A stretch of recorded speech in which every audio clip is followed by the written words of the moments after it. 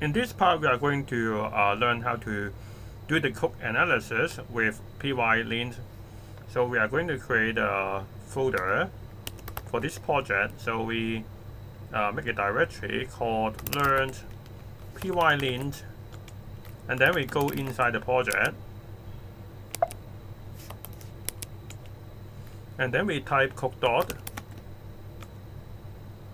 And since we need to use the pylint, so the pylint, or we need to type pip install pylint, and then we go to the folder and create a new file called main.py.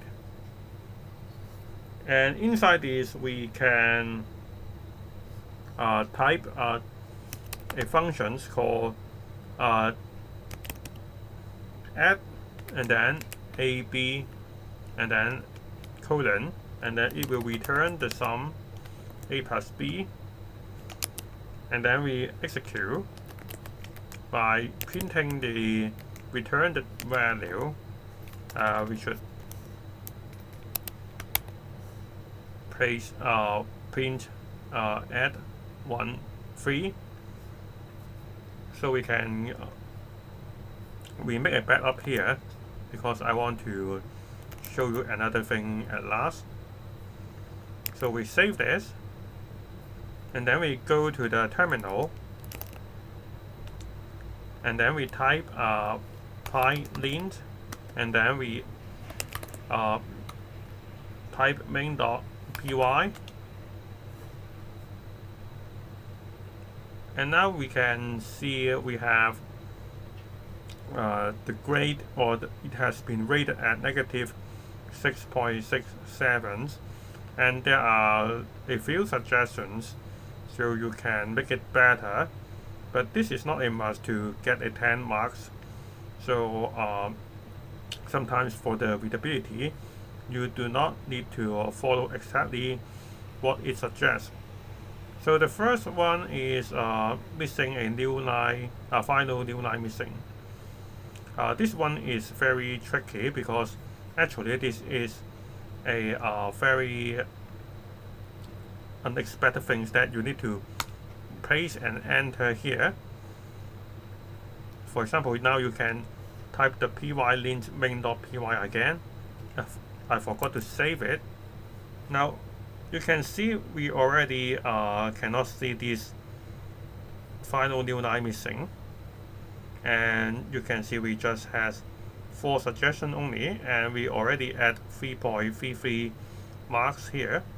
And then the next is we are missing the modules dot string, and which means we have to do some comment at the beginning, such as the author is Kim, and then we go to use the pylint again. Now you can see we do not have that suggestion now, and now it turns to 0. 0 grade is greater than negative 6.67, and the argument a and b do not conform to the next case naming style. So this just the style do not affect the programming, so you can make your suggestion to change it or not. So now, for example, we can change this to num1, and then the other will become num2, and then we do this again. Now you can see it already turned to 6.67.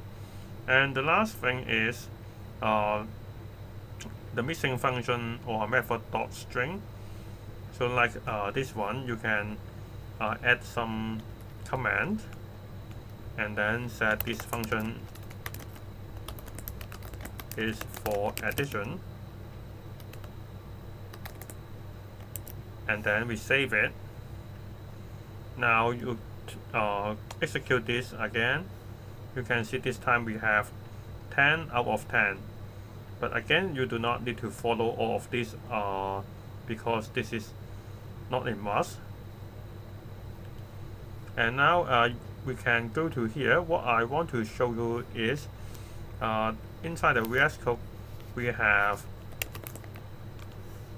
a pylint suggestions at the extensions here, so we can type pylint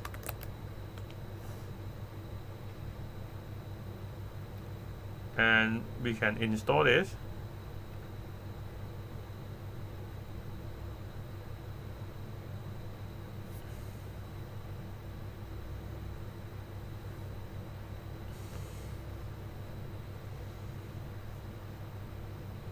Now we can see this time we have the suggestion actually is the same as before.